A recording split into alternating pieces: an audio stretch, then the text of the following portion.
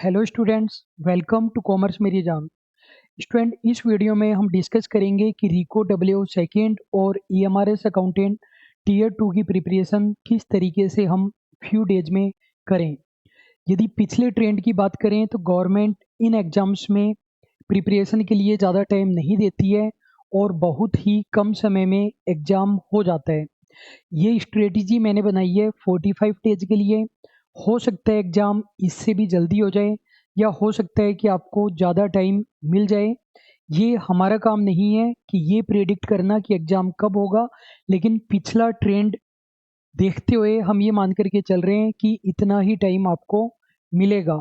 तो 45 डेज में आप लोग किस तरीके से प्रिपरेशन कर सकते हैं इन एग्ज़ाम्स के लिए। और जो स्टूडेंट्स रिको की प्रिपरेशन कर रहे थे लेकिन जिनका ईएमआरएस टीयर 1 में हो गया, वो रिको को छोड़ दें या दोनों एग्ज़ाम की प्रिपरेशन करें, इस मैटर पर भी हम बात करेंगे। और बिल्कुल डिटेल में step wise step subject wise मैं आपको प्लान बताऊंगा कि कैसे आप कम टाइम में प्रिपरेशन कर सकते हैं। तो हम हमारा डिस्कशन स्टार्ट करते हैं। उससे पहले कुछ बेसिक चीज़ें मैं आपको बता देता हूँ। सबसे पहली बात तो जो लास्ट वैकेंसीज के हमारे सिलेक्शंस है, उन स्टूडेंट्स के वीडियोज हमारे यूट्यूब चैनल और ऐप पर अवेलेबल है।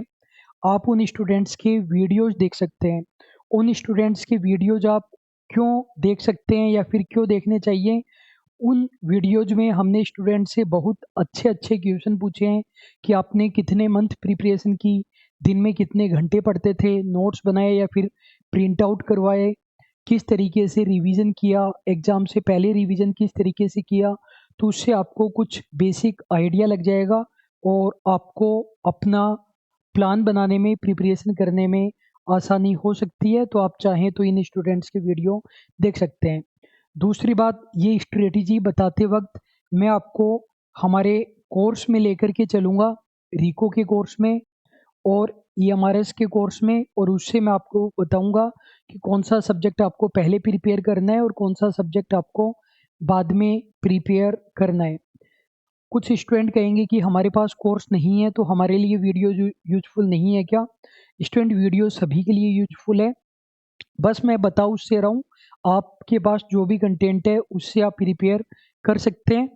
और शॉर्ट में ये बता देता हूँ मैं आपको कि जो ईएमआरएस वाला हमारा अकाउंटेंट का टीयर 2 वाला कोर्स है, वो कॉमर्स प्रेप ऐप पर अवेलेबल है। और जो रिको वाला कोर्स है हमारा, वो कॉमर्स मेरी जान ऐप पर अवेलेबल है। तो इससे पहले कि मैं स्टार्ट करूं आपको बताना, शॉर्ट में मैं आपको ये बता देता हूं कि दोनों ही कोर्सेज में केवल कॉमर्स पोर्शन है, जनरल पोर्शन नहीं है। कोर्स ऑब्जेक्टिव पेपर के लिए है। ईएमआरएस अकाउंटेंट में जो थोड़ा बहुत डिस्क्रिप्टिव आने वाला है उसका क्या करना है वो भी मैं आपको बताऊंगा। जो क्लासेज है वो डेप्थ में है। जैसे हम ईएमआरएस वाले कोर्स की बात करें, ईएमआरएस वाले कोर्स की बात करें तो कॉमर्स पोर्शन में 381 वीडियोज है। इसीलिए ये वीडियो बनाए जा रहे हैं कि कम टाइम में कैसे प्रिपरेशन करें। कुछ स्टूडेंट कहेंगे कि सर, जब गवर्नमेंट कम टाइम देती है प्रिपरेशन के लिए तो फिर इतनी क्लासेज क्यों बनाते हो, 381 वीडियोज केवल कॉमर्स के, इतना बड़ा कोर्स क्यों बनाते हो। तो स्टूडेंट, हमारे पास जो मेन स्टूडेंट्स हैं वो ऐसे हैं जो कंटिन्यूसली प्रिपरेशन करते जाते हैं, जो पूरी साल प्रिपरेशन करते हैं बिना वैकेंसी का वेट किए, जिनको सिलेक्शन लेना ही लेना है। तो कोर्स इस तरीके से प्रिपेयर किया जाता है कि कॉन्सेप्ट अच्छे से प्रिपेयर हो जाए, एक सब्जेक्ट को बार बार नहीं पढ़ना पड़े।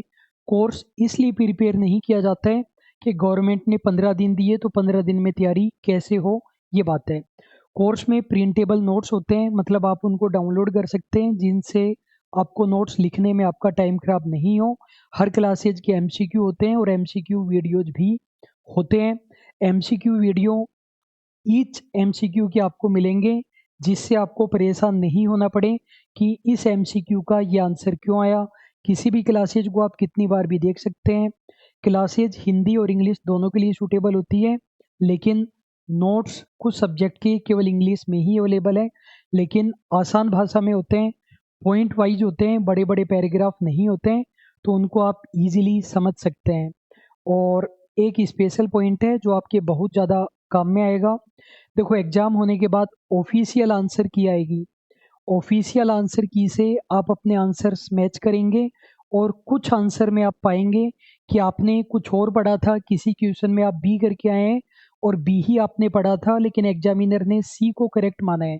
ऐसे बहुत सारे क्वेश्चन हो सकते हैं, मान लीजिए ऐसे 8 क्वेश्चंस है, आपको 100% विश्वास है कि उन क्वेश्चन का आंसर आपने सही अटेम्प्ट किया है लेकिन एग्जामिनर कुछ और ही आंसर मान रहा है, तो आप ऐसी सिचुएशन में हमें बताना और हम आपको प्रूफ बना करके देंगे। वो प्रूफ आपको लगाने हैं और उनमें से अधिकतर के आंसर चेंज हो जाएंगे जो भी पिछला इतिहास रहा है हमारा उसके अकॉर्डिंग। लेकिन ये काम आपको कब करना है? ऑफिशियल आंसर की आने के बाद, न कि पेपर वाले दिन। ऑफिशियल आंसर की आने के बाद आप बताना कि सर ये वाला क्वेश्चन है और आपने यही पढ़ा रखा है, हमने भी यही पढ़ा है और एग्जामिनर ये मान रहा है, तो इसका आप प्रूफ बना करके दीजिए। हम आपको ऐसी लैंग्वेज में प्रूफ बना करके देंगे, आपको बस लगाना है। होता क्या है कि जब आप लोग खुद प्रूफ लगाते हो तो वो आप अनऑथेंटिकेट बुक से लगा देते हो जिनको एग्जामिनर मानता ही नहीं है और आपका आंसर सही होने के बावजूद गलत हो जाता है और आप कोर्स को किसी भी डिवाइस पर चला सकते हैं। तो बस अब हम स्टार्ट करते हैं कि कैसे प्रिपरेशन करनी है।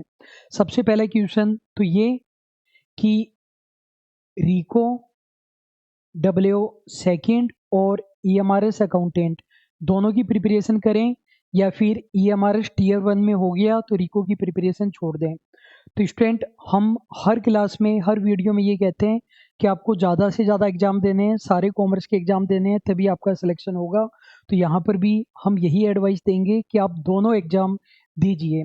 दोनों एग्जाम की प्रिपरेशन कैसे करेंगे?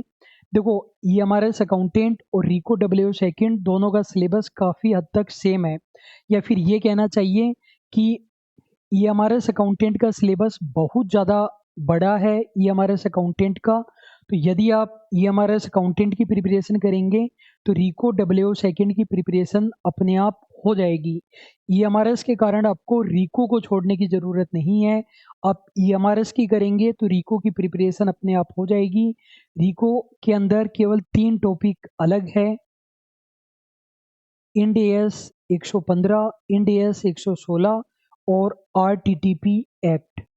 बस ये 3 टॉपिक अलग है। तो कहने का मतलब आपको दोनों में से एक एग्जाम की प्रिपरेशन करनी है या दोनों एग्जाम की प्रिपरेशन करनी है? आपको दोनों एग्जाम की प्रिपरेशन करनी है। दूसरी बात, पहले आप रिको की प्रिपरेशन करेंगे या ईएमआरएस की प्रिपरेशन करेंगे? पहले आप रिको की प्रिपरेशन करेंगे लेकिन ये 3 टॉपिक छोड़ देंगे। आप पहले रिको की प्रिपरेशन करेंगे और ये 3 टॉपिक छोड़ देंगे। उससे होगा क्या? जितना पोर्शन आपने रिको के लिए तैयार किया उतना पोर्शन आपका ईएमआरएस का भी तैयार हो गया। फिर आपको क्या करना है? जब आपको लगे कि रिको वाला एग्जाम पास में आ चुका है या डेट आ चुकी है, तब आपको ये वाले टॉपिक कर लेने हैं। और इन वाले टॉपिक के लिए मैं मान करके चलता हूँ मैक्सिमम 2 दिन से ज़्यादा का काम नहीं होना चाहिए।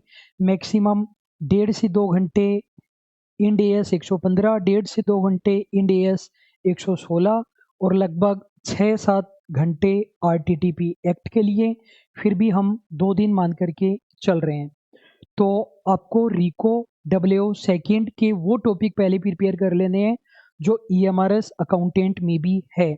राजस्थान से बाहर के स्टूडेंट जो ये सोच रहे हैं कि रिको डब्ल्यू सेकंड क्या है, तो राजस्थान में ये वैकेंसी आई हुई है।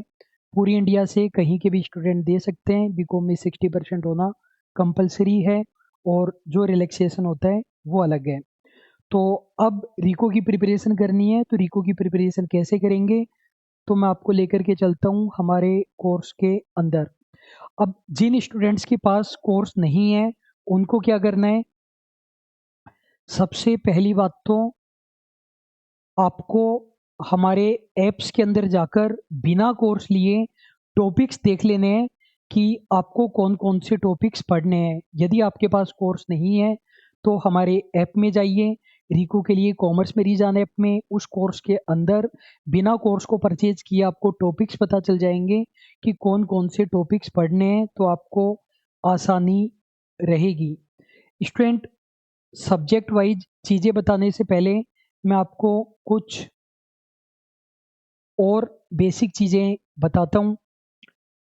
एक तो कुछ स्टूडेंट ये मिस्टेक करते हैं कि वो सोचते हैं कि केवल एमसीक्यूज करके चले जाएंगे, हमारा एग्ज़ाम में सिलेक्शन हो जाएगा। कोई हमें 4000 एमसीक्यू दे दो, कोई 5000 दे दो, कोई 10,000 एमसीक्यूज दे दो, इम्पोर्टेंट एमसीक्यूज दे दो। स्टूडेंट, एमसीक्यूज एग्ज़ाम में रिपीट नहीं होते हैं, कॉन्सेप्ट रिपीट होते हैं।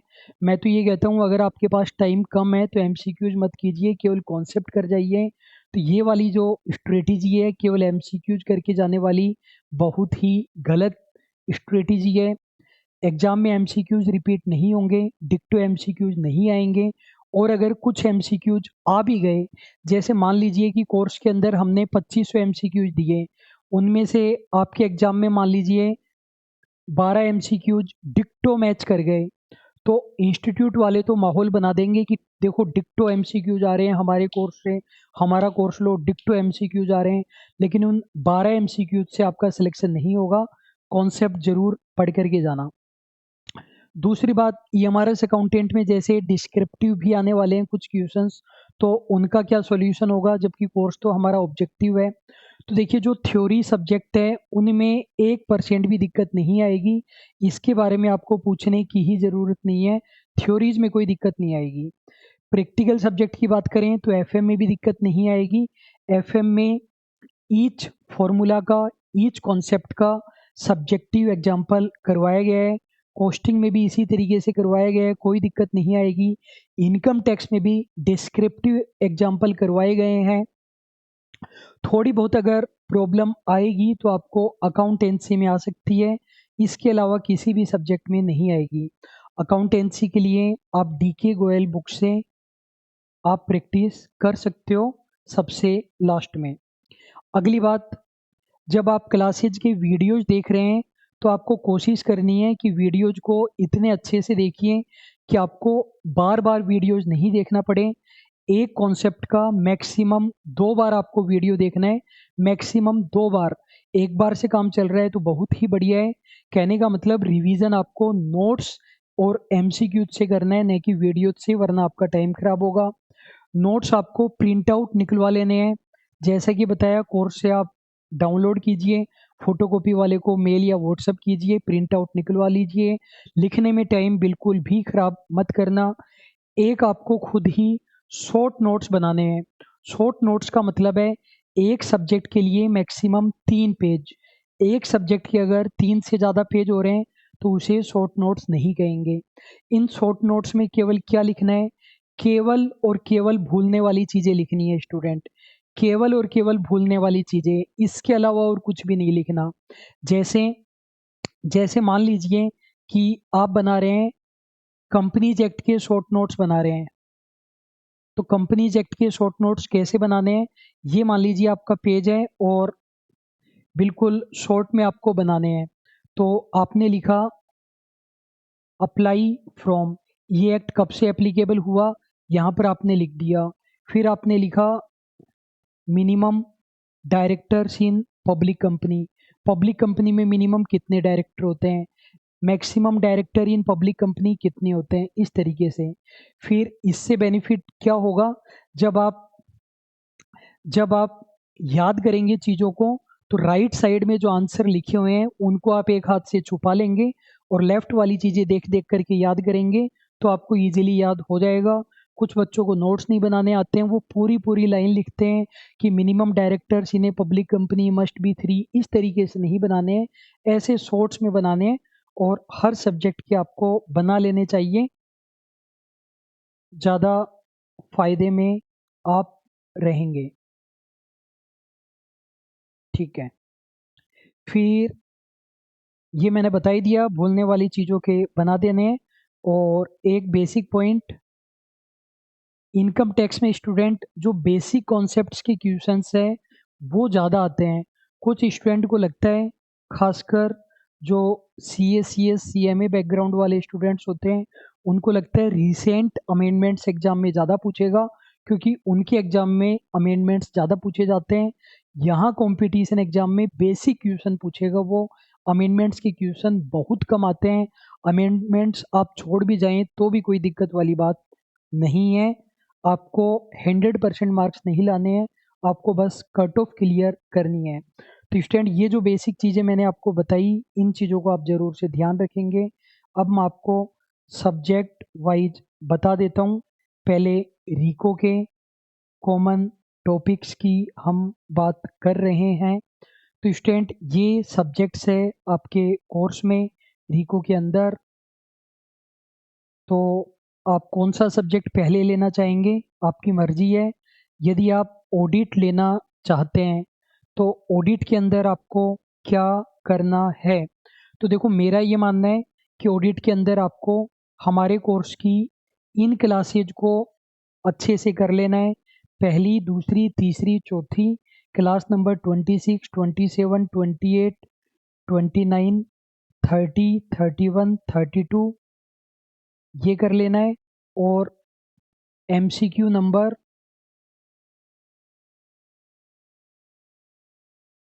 1 से लेकर 250 या 300 तक भी आप कर सकते हैं।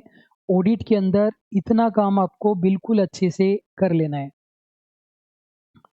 स्टूडेंट एक इम्पोर्टेंट बात, देखो एग्जाम में कुछ भी आ सकता है, कहीं से भी आ सकता है। तो हिसाब से तो आपको पढ़कर तो सब कुछ ही जाना चाहिए। केवल इम्पोर्टेंट चीज़ें पढ़ने से एग्ज़ाम क्लियर नहीं होता है। तो बहुत सारे स्टूडेंट जो पहले से ही प्रिपरेशन कर रहे हैं, कुछ स्टूडेंट जो कई बार रिवीजन कर चुके हैं, वो पूरा ही पढ़कर जाने वाले हैं और पूरा ही पढ़ कर के जाना चाहिए। लेकिन यहाँ पर मैं आपको बताना चाह रहा हूँ कि शॉर्ट में हम कैसे प्रिपेयर करें, तो वो मैं आपको बता रहा हूँ। या फिर आप ऐसे कर सकते हैं कि जो चीज़ें मैंने इम्पोर्टेंट बताई उनको आप पहले अच्छे से कर लें और फिर आपके पास टाइम बचता है तो आप वो चीज़ें कर लें। तो ऑडिट के अंदर मैंने आपको बताया कि हमारे कोर्स से क्लास नंबर 1, 2, 3, 4, क्लास 26, 27, 28, 29, क्लास 30, 31, 32 4 4 8 और 3 11 11 क्लास तो ये कर लेनी है और एमसीक्यूज कर लेने हैं। एमसीक्यूज आप चाहें तो या ज़्यादा बेटर रहेगा कि एमसीक्यूज आप खुद नहीं करके वीडियो से कर लेना, क्योंकि आप हमारे वीडियोस देखेंगे तो कुछ एक्स्ट्रा चीज़ें भी पता चल जाएगी। जिन स्टूडेंट के पास कोर्स नहीं है वो कहेंगे कि सर हमें कैसे पता चलेगा इन क्लासेज में क्या है। तो देखो ऑडिट के अंदर दो प्रकार की क्लासेज है, एक क्विक रिवीजन वाला है, एक रेगुलर डिटेल्ड क्लासेज है। तो मैंने ये जो क्लासेज आपको बताई है ये रेगुलर डिटेल्ड क्लासेज से आपको बताई है। जो शुरुआत की 4 क्लासेज है वो पहली में ओवरव्यू एंड मीनिंग है, दूसरी क्लास में objective, true and fair view, errors, accounting और ऑडिट में अंतर, इन्वेस्टिगेशन एंड ऑडिट में अंतर, और रीको में जो आपको पढ़ना है उनके आगे मैंने इम्पोर्टेंट भी लिखा है। तीसरी क्लास में basic principle governing and audit, advantages of audit, inherent limitations of audit, और फोर्थ क्लासेज में quality, threads, aspects of audit. ये 4 क्लासेज बिल्कुल अच्छे से करेंगे। उसके बाद क्लास नंबर 26 में आएंगे तो ये यहाँ से कंपनी ऑडिट स्टार्ट होती है। या फिर आप ऐसा करना क्लास नंबर 25 से भी कर सकते हैं। यदि आपने कंपनीज एक्ट 2013 हमारा वाला नहीं पढ़ा है तब तो क्लास नंबर 25 से स्टार्ट करना, और पहले वो पढ़ लिया है तो क्लास 26 से स्टार्ट कर देना। क्लास 26 आप देख सकते हो ये वाले सेक्शन से, इसमें 27, 28, 29, 30 और 31 और 32 तक ये क्लासेज आपको कर लेनी है। फिर टाइम बचे तो और करते रहो। और आप चाहें तो ये क्लासेज देखने के बाद एक बार ये जो क्विक रिवीजन है ऑडिट का 3 क्लासेज है इनको भी आप चाहें तो कर सकते हैं। अपने टाइम के अकॉर्डिंग थोड़ा सा आपको स्ट्रेटेजी में चेंज करना पड़ेगा। इसके बाद आप जीएसटी कर सकते हैं। जीएसटी में आपके सिलेबस में केवल बेसिक नॉलेज ही कहा गया है रीको में, तो जीएसटी हमने शॉर्ट में ही डाला है। केवल 2 ही क्लासेज हैं और एक एमसीक्यू वाली क्लास है। 2 क्लासेज हैं और एमसीक्यू का वीडियो नहीं है, एमसीक्यू उसी में कवर है। उसके बाद आपको जीएसटी कर लेना है। देखो ऑडिट की इतनी क्लासेज करने में आपको कितना टाइम लगेगा, मेरे अकॉर्डिंग 2 दिन आपको लग सकते हैं यदि आपने जीवन में कभी भी ऑडिट नहीं पढ़ी है तो।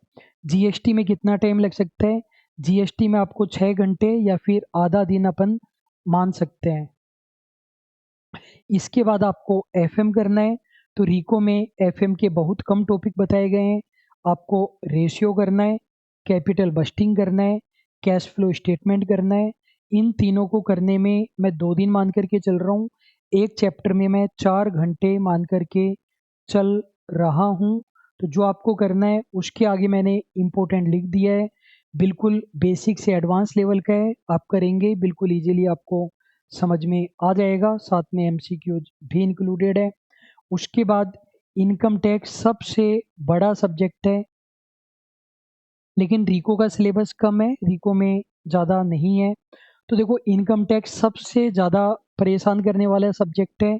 इनकम टैक्स को आप कैसे कंप्लीट करेंगे? पहले आपको क्लास नंबर 1 देखनी है, फिर क्लास नंबर 2 देखनी है, फिर जो 5 हेड्स है उनको आपको छोड़ देना है और फिर बाकी के टॉपिक्स कर लेने हैं। इनकम टैक्स कैसे कंप्लीट करेंगे? क्लास नंबर 1, क्लास नंबर 2 कर लेनी है, पांचों हेड छोड़ देंगे, फिर बाकी के टॉपिक कंप्लीट करेंगे। उसके बाद पांचों हेड में से आपके कोर्स में केवल पीजीबीपी है, तो पीजीबीपी कर लेंगे। देखो आपको कितना टाइम लगेगा क्लास नंबर 1, 2 और अदर टॉपिक्स को करने में? आपको लग सकते हैं 4 से 5 दिन। 5 दिन मैं लेकर के चलता हूँ। 5 दिन में आप इजीली कवर कर सकते हैं क्लास 1, 2 और 5 हेड को छोड़ करके बाकी के टॉपिक। फिर आपको 2 दिन लग सकते हैं पीजीबीपी में। मैं मान करके चल रहा हूँ यदि आपका लेवल बहुत कम है, तो लेवल अच्छा है तो इससे भी कम टाइम में भी कर सकते हो। तो इतने टाइम में आप कर सकते हो। एक बार मैं क्लासेस दिखा देता हूँ कौन कौन सी है। पहली क्लास में सारे बेसिक कॉन्सेप्ट्स हैं। क्लास 2 में रेजिडेंशियल स्टेटस और स्कोप ऑफ टोटल इनकम है। उसके बाद पांचों हेड को छोड़ देंगे, डायरेक्टली क्लास नंबर 8 में आएंगे। Clubbing of income, set of carry forward, deduction under chapter 6 से। एग्रीकल्चर एंड एग्जेम्प्टेड इनकम कर लो तो ज़्यादा बढ़िया है, नहीं करो रिको में तो बाद में कर सकते हो। TDS, TCS, advance payment, return of income.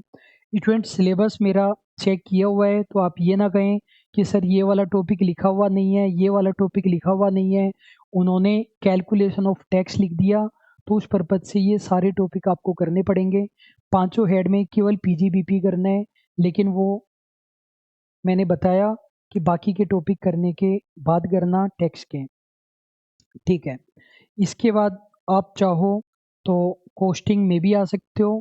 Costing के अंदर मेनली 4 टॉपिक मान सकते हो। मटेरियल, लेबर, ओवरहेड और बजटरी कंट्रोल, ये 4 टॉपिक है। आप बोलेंगे सर उन्होंने और भी कुछ दे रखा है, वैल्यूएशन ऑफ इन्वेंट्री वगैरह। स्टूडेंट वो सारी चीज़ें यहीं पर ही कवर हो जाती है। मटेरियल, लेबर, ओवरहेड में सारे टॉपिक्स आ गए आपके, और एक बजट एंड बजटरी कंट्रोल है। इनको मैं मान करके चलता हूँ आपको करना पड़ेगा स्टूडेंट 3 दिन में।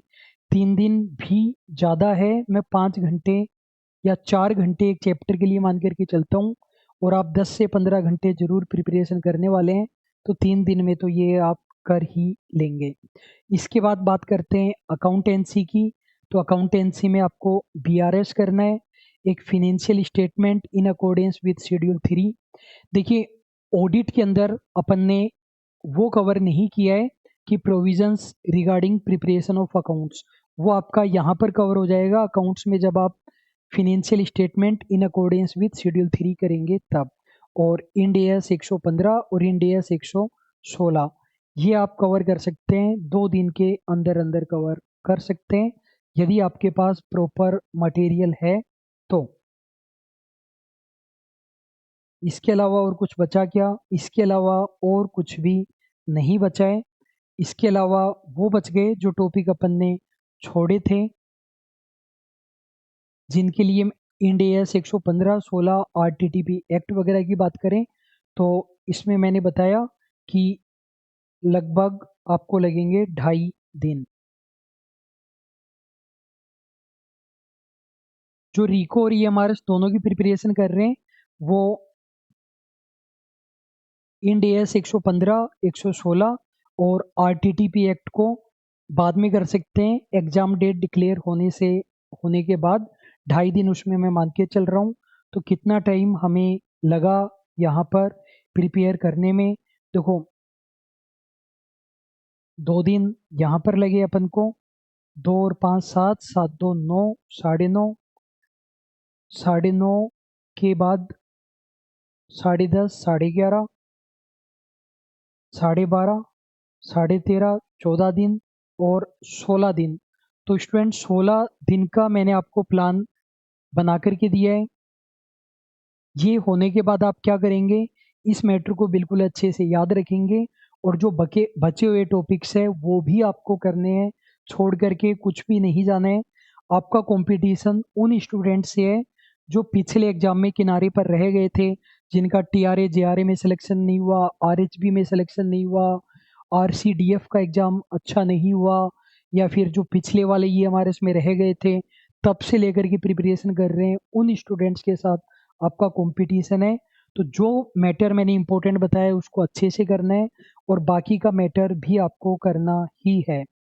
अब अगर अपन केवल ईएमआरएस की बात करें, क्योंकि ईएमआरएस में टॉपिक्स बहुत ज़्यादा है, तो आप किस तरीके से कवर करेंगे, मैं मान करके चल रहा हूँ उतना पोर्शन आपने पहले कर लिया जो रिको और ईएमआरएस दोनों की प्रिपरेशन कर रहे हैं, या फिर केवल ईएमआरएस की कर रहे हैं और अभी तक कुछ भी नहीं किया। तो आप इस तरीके से स्टूडेंट कर सकते हैं और आप लिखना चाहें तो लिख भी सकते हैं। मेरे अकॉर्डिंग सबसे पहले आपको एफएम करना चाहिए और उसी सीक्वेंस में करना है जिस सीक्वेंस में आपको एफएम दी हुई है, या फिर लीजिए मैं शॉर्ट में आपके लिए भी लिख देता हूँ।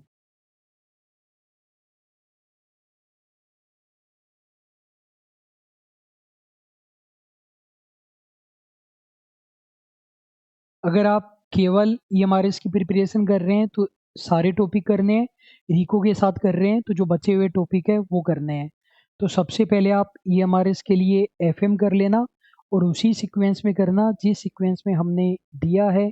टोटल 9 चैप्टर है या 10 चैप्टर भी मान सकते हो आप, और एक चैप्टर में मैं 3-4 घंटे मान करके चलता हूँ। तो 6 से 7 दिन के अंदर अंदर आपको कवर करना पड़ेगा। एफएम के बाद कौन सा सब्जेक्ट आप लेना चाहेंगे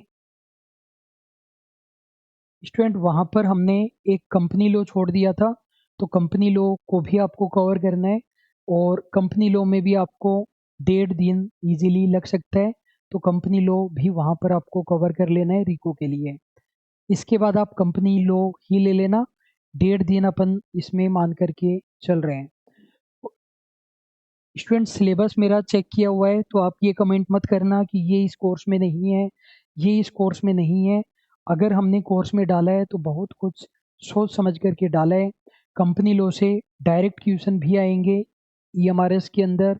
इसके अलावा कंपनी लॉ से एफएम में भी क्वेश्चन पूछे जाते हैं, कॉरपोरेट अकाउंटिंग में भी क्वेश्चन पूछे जाते हैं, तो आपको करके ही जानी है।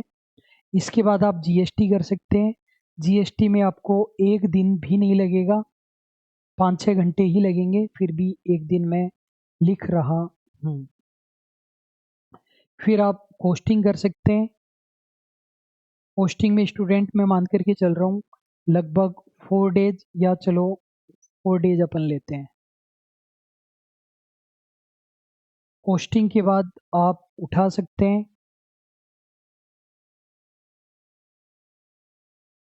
पहले ऑडिट उठा सकते हैं।